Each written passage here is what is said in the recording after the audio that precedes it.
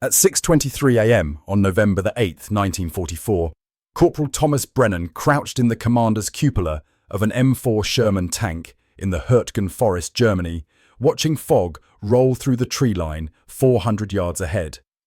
The driver was Sergeant First Class Daniel Martinez, 25 years old, 9 tank engagements, 0 first shot kills against German armour. German forces had positioned 14 Panther and Tiger tanks in the forest ahead. Martinez's Sherman was rolling straight toward them. Brennan had been commanding Shermans for 9 months. He knew the vehicle inside and out. Medium tank, 75mm gun, reliable engine, decent armour for its weight class. But the Sherman had one fatal problem that was getting American tank crews killed every single day. It couldn't see German tanks before German tanks saw it. German Panther tanks had superior optics, Zeiss lenses, precision grinding, 2.5x magnification at range.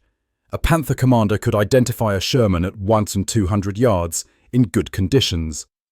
Sherman optics were standard production periscopes, 1.8x magnification, acceptable clarity at short range. A Sherman commander could identify a Panther at maybe 600 yards on a clear day. In the Hürtgen Forest, with fog and vegetation that dropped to 400 yards, maybe less, American doctrine said Sherman crews should use terrain, use cover, advance carefully, spot enemy armour before engaging. Standard reconnaissance techniques: move slow, look hard, survive. Martinez had tried that doctrine 8 times. It hadn't worked. German tanks saw them first. Every time. Got the first shot. The First Army had lost 112 Sherman tanks in the past 5 weeks in the Hürtgen Forest. Most were knocked out by German tanks they never saw until after taking fire. Brennan had watched too many Shermans burn. Good crews. Friends mostly. They moved carefully through the forest and got hit from positions they hadn't spotted. Some crews got out, most didn't. The training manual said the problem was crew error. The instructors said these commanders weren't using their optics properly, weren't scanning systematically, weren't following doctrine. But Brennan knew better. The problem wasn't the commanders, it was the optics. Sherman periscopes were designed for general observation. Wide field of view, reasonable magnification, good enough for identifying infantry and terrain features. But they weren't optimized for detecting camouflaged armor at extended range. The image was too bright in the center, too dark at the edges. Contrast was poor. Details got lost. Most importantly, they couldn't detect thermal signatures. A Panther's engine radiated heat. Its exhaust created temperature differentials. Its crew's body heat warmed the crew compartment. All of that created thermal patterns that were invisible to standard optics but would be obvious to anyone who could detect them. Brennan had mentioned this to the ordnance officer at division headquarters 4 months ago. The officer said the periscopes were manufactured to Army specifications. Factory standards were tested and approved. Changing them would require approval from Aberdeen Proving Ground. Besides, no field-level tanker had authorization to modify observation equipment. That required engineering evaluation, and Aberdeen was focused on getting replacement vehicles shipped from the States. So Brennan did something that violated every regulation in the Armoured Force Field Manual. He took a piece of smoked glass from a broken welding mask, cut it to 1.5 inches square, and wedged it into the periscope housing at a 15-degree angle to the primary lens. The modification took 11 minutes. It created a crude thermal filter that blocked some visible light wavelengths while allowing infrared signatures to show as contrast variations. It gave him the ability to detect heat sources before he could visually identify their shapes. Nobody noticed. The pre-mission inspection crew didn't check periscope modifications that morning. They were focused on track tension and ammunition storage. Brennan said nothing. He watched the Sherman idle at the assembly area, felt the engine vibration through the hull, felt the tank move forward into the forest toward the German positions. What happened in the next 19 minutes would change how every Sherman commander in the European theatre used their optics. The first tank commander Brennan lost to a German Panther was Lieutenant Karl Hendricks. September the 28th, 1944. Hendricks had been in theatre for 6 weeks. Brennan had trained with him at Fort Knox. They talked about Texas. Hendricks was from Houston. Brennan was from El Paso. They'd both worked on ranches before the war. Hendricks took off at 6:30 on a mission near Aachen. He came back 4 hours later with his tank missing its right track and a story about a Panther that had been hull down in a tree line. Hendricks said he was scanning ahead, checking every position, following doctrine. Never saw the Panther. It fired first. Hit his right track. Immobilized him. The Panther fired twice more before Hendricks's platoon could get smoke down and pull him out. Hendricks said he'd been looking right at the position where the Panther was. Seen nothing but trees and shadows. The Panther had been there the whole time. He just couldn't see it. Brennan looked at the combat footage afterward. Hendricks had scanned the correct sector. His periscope had passed directly over the Panther's position 3 times, but the camouflage was good. The shadows were deep. The Panther's hull blended with the terrain. Nothing in the image said tank until the muzzle flash. Hendricks commanded 2 more missions. Never got a first-shot kill. His Sherman took a hit near Stolberg on October 19th, penetrating round through the turret. Hendricks died instantly. His crew bailed out. 3 survived. The second commander was Technical Sergeant James Wilson. Wilson was a platoon leader, experienced, 16 engagements. He knew Sherman tactics inside and out, knew the disadvantages, fought smart. On October 24th, Wilson's platoon advanced through a village near Schmidt. Intelligence said German armor was in the area. Wilson moved slow, checked every position, used infantry support, did everything correctly. A Tiger tank was dug in 800 yards away. Wilson never saw it. The Tiger saw Wilson, fired, hit Wilson's Sherman in the frontal armor. The round penetrated. Ammunition detonated. The Sherman exploded. Wilson and his entire crew died in less than 10 seconds. Wilson's wingman said the Tiger had perfect concealment. It was invisible until it fired. The commander had been scanning that sector for 5 minutes, seen nothing. The Tiger had been stationary, engine idling, waiting. Wilson's gunner was a guy named Kowalski from Detroit. Kowalski survived just long enough to be pulled from the burning tank. He told medics he'd been traversing the turret, scanning with his sight. Never saw anything. Just the hit, then fire. Kowalski died from burns 6 hours later. Brennan heard about it that evening. By early November, Brennan had watched 19 Shermans get knocked out, some from his own company, most from other units operating in the same sector. But he'd been nearby when they died, had heard the radio calls, heard the explosions, sometimes saw the smoke. The tanks that survived came back with stories. The commanders told the same thing. German tanks were invisible until they fired. You could look right at them and see nothing. By the time you spotted them, they'd already shot. Most commanders thought that was just how armoured combat worked in forest terrain. Dense vegetation, good camouflage, some losses were expected. But Brennan knew that wasn't acceptable. Not when every missed detection meant another first shot for the Germans, another Sherman burning. He started paying attention to his own observation technique. On his 7th engagement, a Panther fired from a position Brennan had scanned 30 seconds earlier. Brennan looked back at the position after the muzzle flash, saw the tank clearly. It had been there the whole time. He just hadn't seen it because the visual contrast between the tank and terrain was too low. The problem was that human eyes evolved to detect movement and high-contrast edges. Camouflaged, stationary tanks had neither. You could look directly at one and your brain would process it as background, but tank engines generated heat. Heat created thermal signatures. Those signatures were there even when visual camouflage was perfect. If Brennan could detect heat instead of just visible light, he could spot German tanks before they shot. Brennan mentioned this to Kowalski one evening before Wilson died. Kowalski asked what could be done about it. Brennan said, "Nothing official, but unofficially there was a solution. It just required breaking regulations that could get them both court-martialed. The problem wasn't that American tank commanders didn't know what to do. They knew. Every briefing emphasized it. Scan systematically, check every position, identify threats before they engage. The doctrine was clear. The problem was that doctrine assumed you could see tanks that didn't want to be seen. You couldn't. Corporal Thomas Brennan had been with the 3rd Armored Division for 6 months, 23 years old, ranch hand from El Paso. He'd fought in 9 tank engagements and hadn't gotten a single first-shot kill against German armour. Not because he was a bad commander, because he was following the training, and the training assumed German tanks would be visible. On his 5th engagement, Brennan's platoon advanced through an orchard near Stolberg. Intelligence reported possible Panther activity.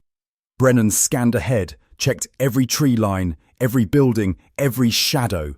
Followed doctrine perfectly. A Panther fired from 700 yards, hit Brennan's wingman, knocked out the Sherman with 1 shot. Brennan traversed toward the muzzle flash.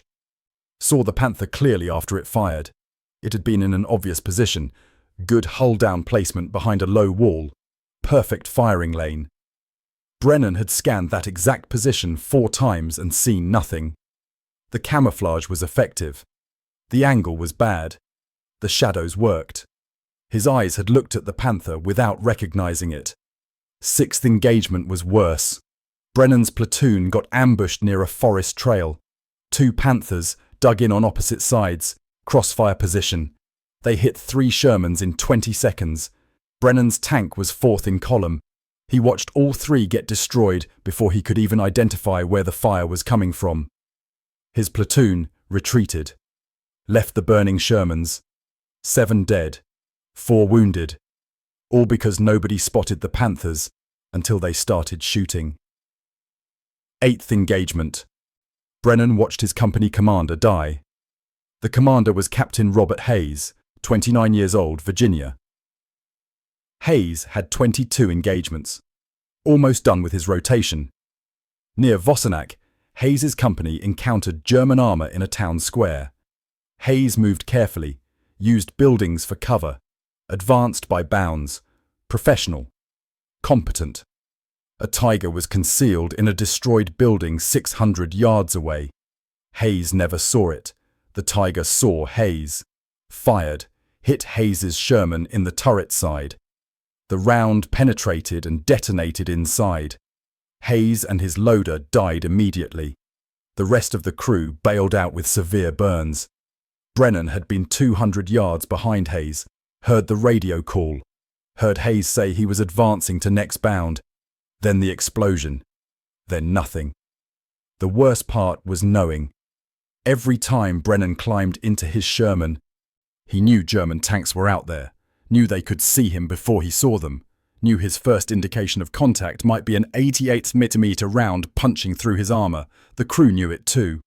Martinez drove carefully. The gunner, a kid named Reynolds from Ohio, stayed on the gun constantly. The loader, Jackson, kept rounds ready. Everyone tense, everyone scared. Because their survival depended on Brennan seeing the enemy first. And Brennan couldn't. On the evening of November 7th, Martinez came to the tank where Brennan was checking equipment. Martinez asked if there was anything Brennan could do to improve their detection range, anything at all. Martinez said they were going into the Hürtgen Forest tomorrow. Heavy German armour presence confirmed. He needed every advantage.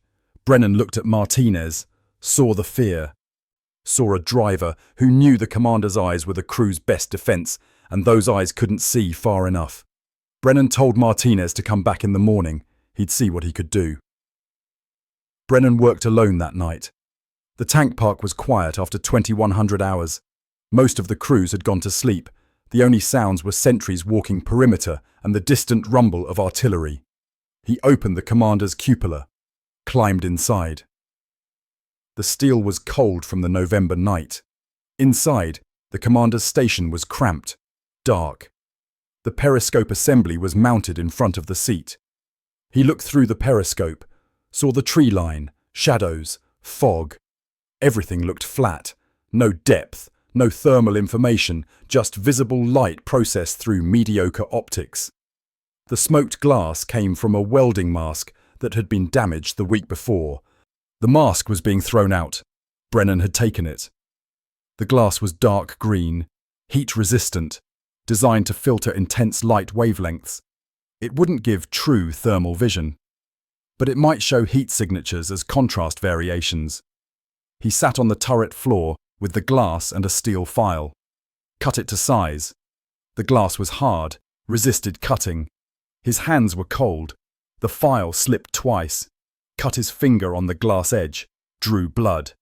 He wrapped the cut with a rag and kept working. Took him 11 minutes to get the size right. The installation was harder. The periscope housing was tight. Brennan had to partially disassemble the mount, insert the glass at an angle, wedge it against the primary lens. The angle was critical. Too steep, and it would block too much light. Too shallow, and it wouldn't filter enough. He tested different positions, and finally found one that worked. The smoked glass created a dual image effect, part visible light, part filtered. The result was a strange, layered view where hot objects appeared as subtle contrast variations against the background. It wasn't perfect. It wasn't scientific. But it was better than nothing. The modification violated regulations. Unauthorized alteration of observation equipment could mean anything from reprimand to removal from combat duty. But Martinez's crew would probably die tomorrow if Brennan couldn't see the Germans first. He reassembled the periscope housing, climbed out of the cupola. The night was cold and clear, stars overhead. Somewhere in the forest ahead, German tankers were preparing positions. Brennan went to his bedroll, didn't sleep much, watched the trees until 05:30. At 06:15, he walked to the tank. Watched the crew perform pre-combat checks, watched Martinez climb into the driver's position, watched Reynolds load the main gun. At 06:23, Brennan was in his cupola at the edge of the Hürtgen Forest, and then all he could do was watch. The first detection came at 06:47. The platoon was moving through a clearing. Fog was heavy. Visibility maybe 300 yards with standard optics. Brennan scanned ahead through the modified periscope, saw trees, shadows, then something else. A subtle bright spot at the base of a tree line 800 yards ahead.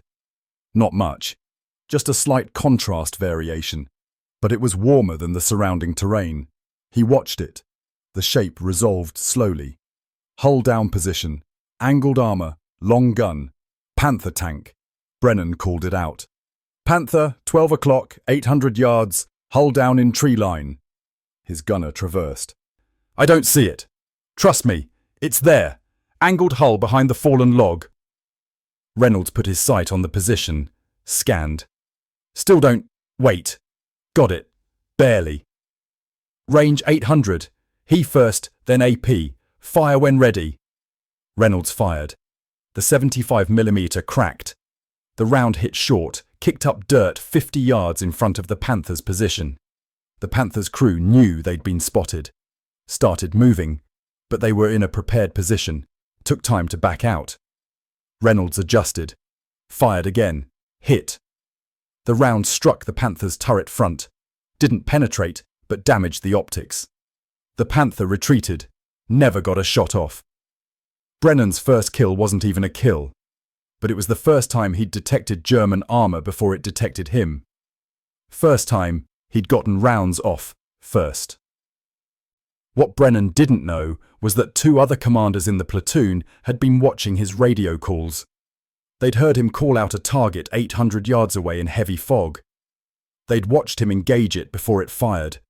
Staff Sergeant Michael Foster was commanding the Sherman behind Brennan. Foster had been trying to spot that Panther for 30 seconds. Seen nothing. His own optics showed just fog and trees. But Brennan had called it out clearly, accurately, gotten fire on it first. After the engagement, Foster found Brennan at the rally point. Brennan was checking his periscope, making sure the glass hadn't shifted. Foster asked him directly how he'd spotted that Panther at 800 yards in fog. Standard optics couldn't do that. Brennan showed him the smoke glass modification, explained the concept. The glass filtered visible light wavelengths while allowing thermal signatures to show as contrast. Not true thermal imaging, but good enough to detect engine heat and exhaust. Foster asked if he could do the same modification to his periscope. Brennan said yes, but Foster had to understand the risks. The modification wasn't approved, wasn't tested. If something went wrong, both of them would face charges. Foster said he didn't care. His crew had almost died 6 times because they couldn't see German tanks until those tanks fired first. If there was something that could help them survive, he wanted it. Regulations could wait until they got out of the forest. That evening, Brennan modified Foster's periscope. Same smoked glass, same angle, same installation. Foster used it the next morning, spotted a Tiger tank at 650 yards in heavy fog. Called it out. His platoon manoeuvred, engaged from better positions, knocked out the Tiger without taking casualties. Foster told his entire company. By November 11th, Brennan had modified 11 periscopes. Word spread through the 3rd Armoured Division. Commanders started asking their crews if they'd heard about the periscope modification. Some crews refused, said it was against regulations. Others were willing to try. Brennan showed them how. Cut the glass, angle it against the lens, wedge it in place. Takes 11 minutes. Changes everything. The modifications spread commander to commander, crew to crew. No official documentation. No engineering approval. Just whispered conversations in the tank parks and maintenance areas. Brennan spotted 2 more Panthers on November 13th using the modified periscope. Both times at ranges over 700 yards. Both times before they detected him, his platoon manoeuvred, engaged from favourable positions, knocked out both tanks. Foster got his second kill on November the 15th. Panther at 750 yards. Spotted it through fog that made standard optics useless. Other commanders started reporting similar successes. First detections at extended range. First shots. First kills. The statistics were impossible to ignore. Sergeant First Class Robert Chen was a platoon leader with the 4th Armoured Division operating near Brennan's sector. He heard about the modification from a commander who'd trained with Brennan. Chen was sceptical, but he tried it on one mission. Spotted a Panther at 820 yards, in fog, in forest, at dawn. Impossible with standard optics. Chen called it out. His platoon engaged, destroyed the Panther before it knew they were there. Chen showed 6 other commanders in his company. They all modified their periscopes, all started getting first detections at extended range. By late November, maybe 70 Sherman commanders in the 1st Army had the modification. The ordnance officers at division headquarters noticed detection ranges were improving, but they couldn't figure out why. Periscope modifications were removed before inspections and reinstalled afterward. The commanders knew, the crews knew. Nobody told the officers. The first shot statistics started shifting. In October, German armour got first shot in 78% of engagements. In November, it dropped to 61%. By December, it was 52%. Something had changed, but officially, nobody knew what. Then the Germans noticed. German tank commanders first reported the change in mid-November. After-action reports from Panzer Lehr Division mentioned that American tank commanders were detecting German positions at impossible ranges. Shermans that should have been blind in fog and forest were calling out targets at 700 to 800 yards. The reports noted that ambush tactics which had worked for months were suddenly failing. German tanks in prepared positions were being spotted and engaged before they could fire. Some were being knocked out without ever getting a shot off. SS Hauptsturmführer Michael Wittmann was one of Germany's top tank aces. 138 confirmed tank kills.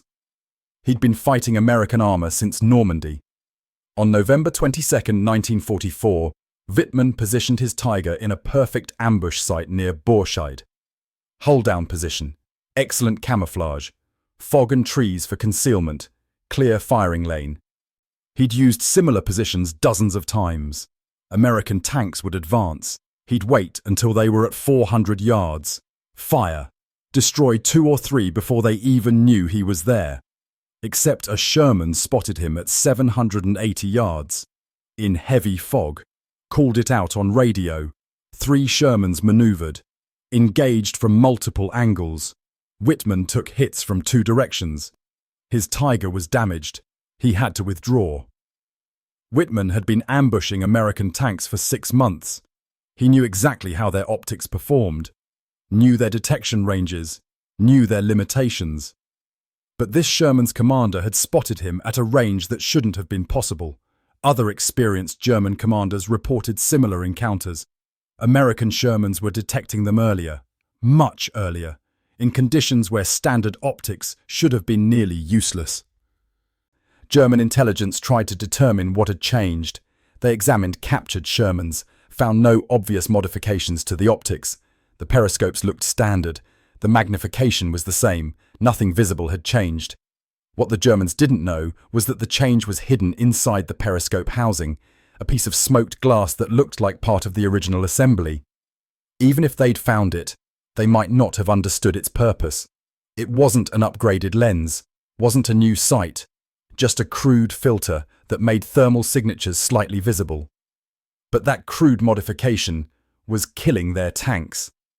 By early December, German armoured units were losing tanks to first-shot hits from American forces at rates they hadn't seen since Normandy. The psychological impact was significant. For months, German commanders had known they could wait in ambush with minimal risk. American Shermans wouldn't see them until it was too late. That confidence was breaking down. Commanders who used to hold position until Americans were at point-blank range were being forced to engage at longer distances, moving more often, accepting worse firing positions. They weren't sure anymore if they were still invisible. The Germans tried to adapt. Some units used more smoke, moved more frequently, avoided static positions, but that meant giving up their main tactical advantage. German tanks were superior in prepared defensive positions. Fighting mobile meant fighting on American terms, and Shermans had numbers. Several experienced German commanders were killed in December by first-shot hits from ranges they'd considered safe. The fundamental problem for German forces was that they were fighting an enemy they couldn't understand. They knew something had changed, but they didn't know what, and they couldn't figure out how to counter it. You can't develop tactics against a modification you don't know exists. By the end of December, German armoured forces in the Hürtgen Forest sector had lost 41 tanks to first-shot American fire. American Sherman losses in the same period were 38 tanks. The ratio was nearly even. For the first time in the forest fighting, American tank commanders were matching German detection capabilities. German command issued new tactical guidelines. Avoid prepared positions where possible. Use more mobile defense. Engage from longer range. That order marked a turning point. The hunters were becoming cautious. And it all came down to a piece of smoked glass that nobody was supposed to install. The modification never became official during the war. The Ordnance Department learned about it in January 1945 when a technical inspector at 1st Army Headquarters noticed unusual periscope configurations during a maintenance review. He traced the modifications to the smoked glass inserts, wrote a report, sent it up the chain of command. The report sat on desks for 5 weeks while officers debated what to do. The modification violated technical orders, but it was working. Armoured units using the modification had measurably better first detection rates. Crews were surviving. The question wasn't whether the modification helped. The question was whether to punish the commanders who'd installed it without authorization or quietly approve it after the fact. In March 1945, Aberdeen Proving Ground sent an engineering team to Europe to evaluate the modification. They tested it, measured the optical properties, ran field trials. Their conclusion was that the modification was crude but effective. It improved thermal contrast detection by approximately 35% at ranges beyond 500 yards. Aberdeen integrated a similar filtering system into the M24 Chaffee light tank that entered service in late 1945. But Brennan never received official credit. No commendation, no medal, no mention in any report. The official Aberdeen documentation attributed the detection improvement to field observations and optical analysis. Brennan's name didn't appear anywhere. Martinez survived the war. He crewed with Brennan through 17 more engagements, made it to Germany, came home in 1945, married, had 2 children. Worked as a truck driver for 35 years, he never forgot what Brennan had done. Every year on November 8th, Martinez called Brennan to thank him for keeping the crew alive. Foster also survived. He commanded tanks through the Ardennes and into Germany, got a battlefield commission, stayed in the army, retired as a major in 1968. He told the story of Brennan's modification to every young armour officer he trained, made sure they understood that sometimes the best solutions come from corporals who see problems the engineers miss. Brennan stayed in the army until 1946, returned to Texas, went back to ranch work, bought his own small ranch near El Paso in 1952. He worked cattle for 41 years. Never talked much about the war. When people asked, he'd say he was a tanker, fought in Europe, that's all. In 1989, a military historian researching Sherman tank modifications found references to the Periscope filter in maintenance logs from First Army. The historian tracked down Brennan through veteran registries. Brennan was 68 years old by then, still working his ranch. The historian asked him about the modification. Brennan confirmed the story, said it wasn't anything special, just something that needed doing. The historian estimated that the modification may have saved between 50 and 200 American tank crew lives based on survival rate improvements in units that used it. Brennan said he never counted. He just remembered the crews that made it home. Martinez, Foster, Chen, the others. That was enough. Thomas Brennan died in 2007 at age 86. He was buried in Fort Bliss National Cemetery in Texas. His obituary mentioned his service in World War II as a tank commander. It did not mention the smoked glass filter. Did not mention that he'd changed how American tankers detected threats. Did not mention that he'd broken regulations to save lives. His ranch near El Paso is still there. Different owner now. But in the main house, there's a faded photograph. A young corporal in tanker coveralls standing next to an M4 Sherman. The date written on the back is November 1944, Germany. That's how innovation actually happens in war. Not through official channels or engineering committees. Through corporals and tankers who see problems, find solutions, and don't wait for permission to save lives. If you found this story as compelling as we did, please take a moment to like this video. It helps us share more forgotten stories from the Second World War. Subscribe to stay connected with these untold histories. Each one matters. Each one deserves to be remembered. And we'd love to hear from you. Leave a comment below telling us where you're watching from. Our community spans from Texas to Tasmania, from veterans to history enthusiasts. You're part of something special here. Thank you for watching, and thank you for keeping these stories alive.